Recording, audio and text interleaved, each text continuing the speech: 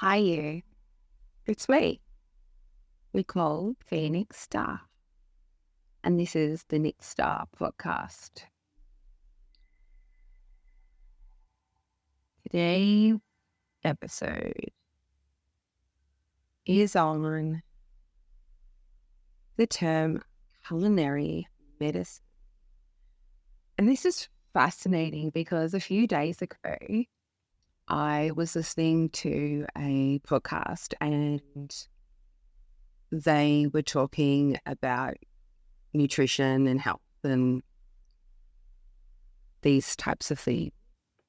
And they talked about this concept of culinary medicine. And that just landed on me in such a powerful, potent way and felt so aligned with everything I do and my beliefs and how I've navigated health crises and my health for years. And I was going through some of my Google Docs the other day, and there was this list of podcast ideas. I told you I've been planning this for years. This is the podcast ideas from February 2020. And number 11 on the list was culinary medicine. And I was like,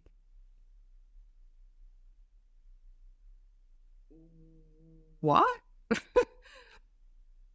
And I'd written culinary medicine and some notes around when I had been offered pharmaceutical medicine and I used culinary medicine, food, nutrition to heal myself. And I realized that, dropping into that memory, I remember sitting with the concept of, food and nutrition as medicine. And this term culinary medicine just came out and I thought that was genius. And clearly it dropped out of my, full awareness, but was still deep within me because when I heard that very term the other day, it just landed and reignited itself. So yeah, it was really quite a trippy little event. I've got a note in front of me, I don't know what it means. Anyway, so I have been on, I don't know, like I am such a seeker in optimizing optimum health and pure vitality. And especially as I age, it's become a way of living. And it certainly wasn't years ago, that's for sure, as I'm sure many people in the 20s and 30s can relate to. But my journey with food was quite fascinating, actually, because I didn't ever really learn to cook as a child or teenager, like how to cook meals and things like that. Like I used to make homemade chocolates and I used to make cakes and stuff. And it was all about the fun and the creativity. And when I left home at 18, I didn't really know how to cook meals or feed myself like regularly in a way of, preparing and cooking breakfast, lunch and dinner. I kind of fumbled and found my way on the way until I turned 21 and I I've always found mastering things, I want to say quite easy, but something that I've always been able to do is if I put my mind to something or, kind of get a skill set, I tend to do it quite well. And I felt like such a novice in this whole like food situation. And I actually picked up bits and pieces of different roommates and things like that. And early on, I had like roommates that kind of cooked for me. And then I kind of found, a few signature dishes and stuff. And then I met this woman. She was actually an ex-boyfriend's mother, and she used to meal plan, and she had quite a big family, and they lived out like in the country just outside of Melbourne. And so, she couldn't just whip up to the supermarket whenever she wanted. There was this planning, and she kind of meal planned the meals for the week and went through recipe books. And I just watched her and I was just fascinated. And then I found a little while after that I started studying recipe books, and on my days off, I would kind of spend hours and hours cooking, and I went into a huge mastery of this and became quite a foodie and became quite an exceptional cook, and was quite renowned for, my cooking skills. He loved it like so much. I used to cook my own breads, and when I had my first baby, I used to cook all her gorgeous little foods, and it was just really became a passion for me. And then when I was 29, I bought a restaurant with my parents, and I actually became a chef. And I would work in the kitchen and really learned a whole other side of food. And all of this, though, was always about, taste and presentation and yumminess. I didn't ever consider like the nutritional value or like how certain ingredients or ways of eating was going to impact my health. And as when you're younger, these things aren't as paramount in your mind. And it wasn't kind of an era for like high value on health and things like that. And, essentially we ate less to lose weight and ate whatever we wanted whenever we felt comfortable. And I think, as we get older and whatnot, we've always, exercised and changed our diet for aesthetics and to look a certain way or to, achieve a certain goal. And it was all about how we looked, and whether that was just because, we'd been put on some weight or we had babies or, for whatever reason. And doesn't come until later. And I think though that, the younger generations now really are focusing on this, and it is a different time, and the purpose of food and sustenance is quite different. So yeah, I guess it wasn't until, I don't know, like I'm just trying to think of the time where it really became culinary medicine. But I know that when I was, but just before I was pregnant, when I was 40, I started doing a lot of fasting and detoxing. But originally, that purpose was for spiritual attainment. It was something suggested to me by my teacher, by my guru. It was about, kind of lightening the body to lighten the energy field. And I really noticed a difference in how my body was working and, the appearance of my body, going through these different, juice fasts and detox processes and, 21 days of just green juice for breakfast and green salad for lunch and green vegetables for dinner and all of these different kind of protocols for the purpose of spiritual attainment. And, once you start recognizing how that's affecting your body, I think that it kind of starts opening up curiosity. When I was pregnant, I was 40, and again, I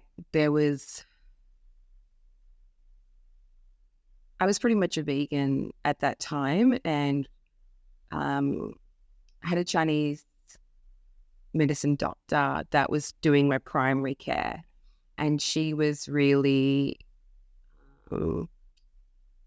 really insightful and educational on all the different nutrients that my body needed to grow a healthy and big baby, because growing big babies is, a good thing, so that they come in strong and start strong. And it did grow a big 4.4 kilo baby. And so I really had to look at all the different nutrients at that point. And I think, these were the incremental steps that got me really into this culinary medicine reality that is just how I live now. When I actually had quite a significant health crisis in 2018. So at time of recording, that is 6 years ago. And so I think I was 44 at the time. Yes, and turned 45 when I was still in it. And I had moved to India with my 4-year-old giant child, and I was going to spend some time in an ashram. And to go into the ashram, you had to do full medical testing. It took all day. It was amazing though. And during that testing period, they found that I had a prolapsed valve in my heart, which was quite surprising to me. Although, them asking me about my symptoms, I just thought that those experiences that we're having, were because I was beyond exhausted. I'd been continued to breastfeed for 4 years, and I hadn't slept for more than 2 hours straight in 5 years. Oh, no, probably. Well, I hadn't slept through the night for 5 years. And just had 2 teenage children that I, had to support and care for and put through international school. And there was just so much pressure and so much stress on me also, while, holding space for many people. And I was doing one-on-one work online at those times, and I just was flat out all the time holding everything together. And I was just in complete states of depletion and exhaustion. And I thought that my symptoms that I was experiencing were just simply from that, because they happened slowly. But they're like, no, you have a prolapse valve in your heart. and you need to go on heart blocking medication and you'll need heart surgery. And I'm like, oh, I can't really do that. It was just a hard no for me, and they were just like, what are you talking about? And I'm just like, I'm all alone in India. I've got a 4-year-old that has never been away from me, and that's fine. He could, but like, there's no one to look after him. And like, but not just that, like, it's just a hard no. And they just were like, you need to take medication. I'm like, my whole jam is, my connection to consciousness. And if you're going to like block that with medication, it's just a hard no. And they're just like freaking out at me going, but you're going to die. I'm like, no, I don't think I am. And it was just like someone gave me this permission to finally put myself first. And it was truly time for me to look after myself in a way that I hadn't for years. And so I dropped 90% of my client base and I moved to Goa, and I put my 4-year-old into a little international childcare school thing. So he would go there from 9 till 3 each day. And I rested like I never ever had before. And I started kind of doing these energy work on myself. But what I found myself doing was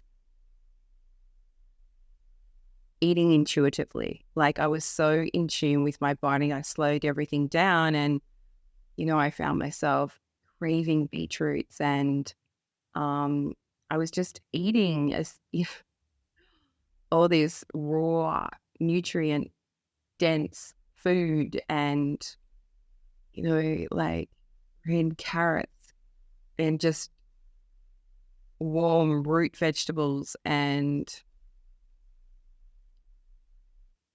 I could feel everything changing, the whole frequency of me. And, I'm an energy master. So, it's not something I would suggest people to, just wish themselves well. There's a whole huge story around this, but that's not for today. Anyway, after 6 months of doing all of this and becoming so intimate with my body that I could hear her of what she needed and how to feed her and what to feed her and when to feed her, and to rest in ways that I'd never, ever, ever in my whole life had, and to, send energy into my heart and to love it and all of these other things. I had a team of 6 cardiologists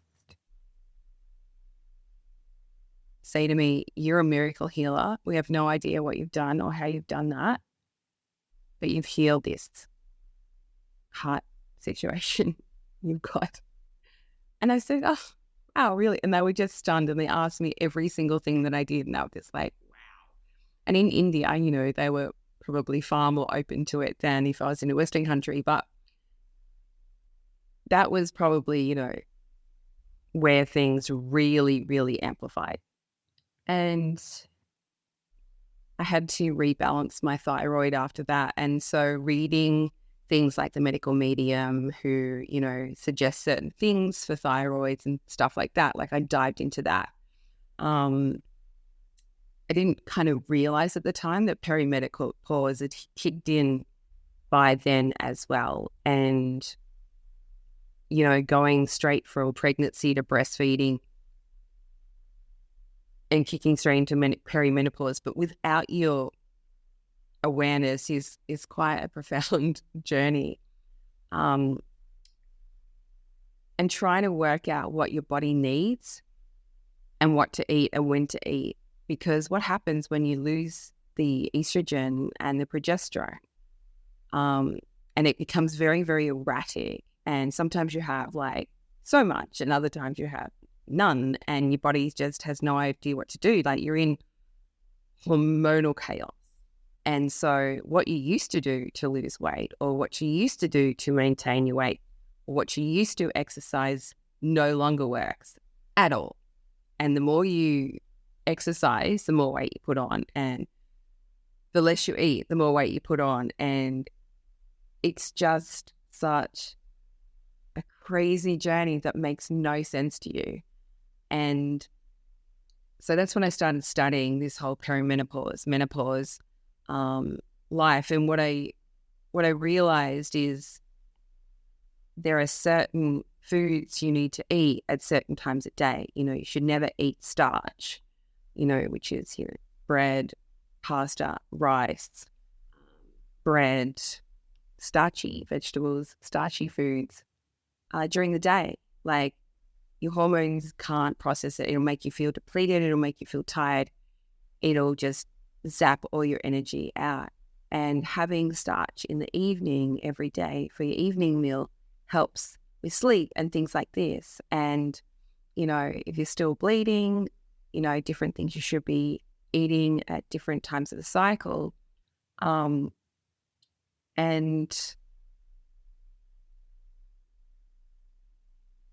actually focusing on the nutrients and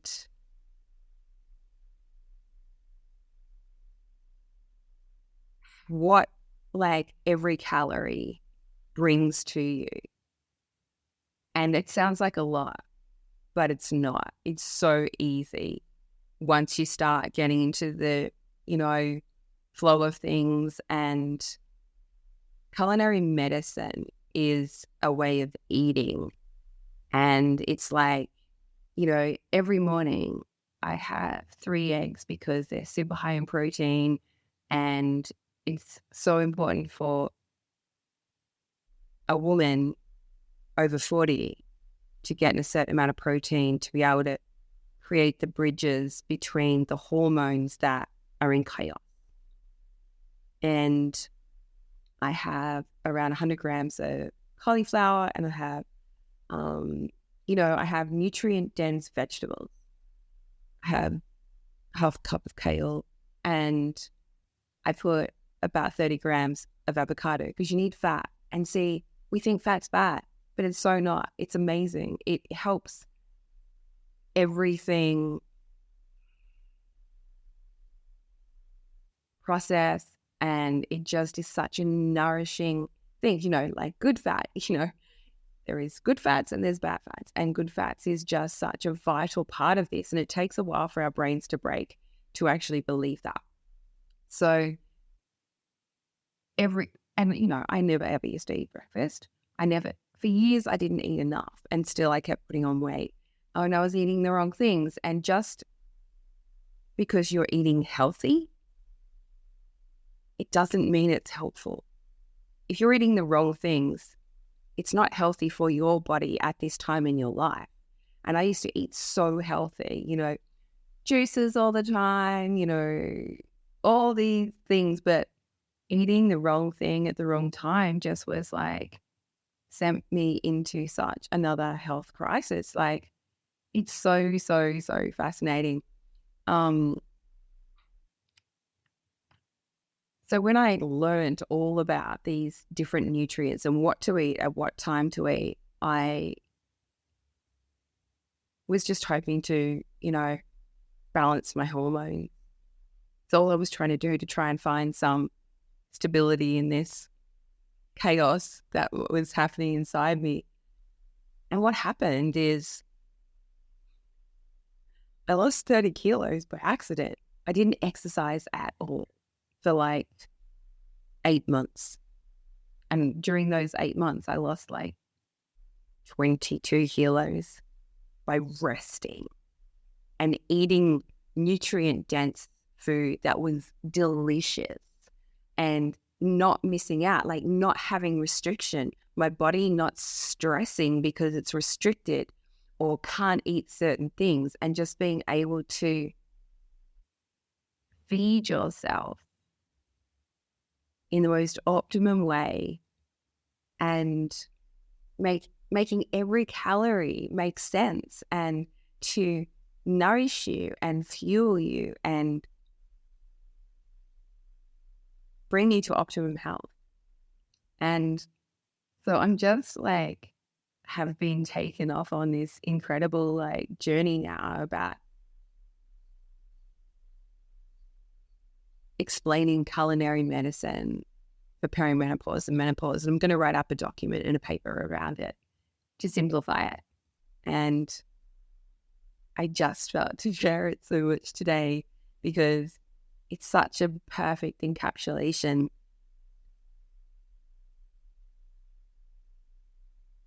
Pharmaceutical medicine and pharmacology has such a place in the world, especially, you know, during accidents and trauma events and, you know, when things are dire, they are a beautiful bridge and to get you to a place, but they aren't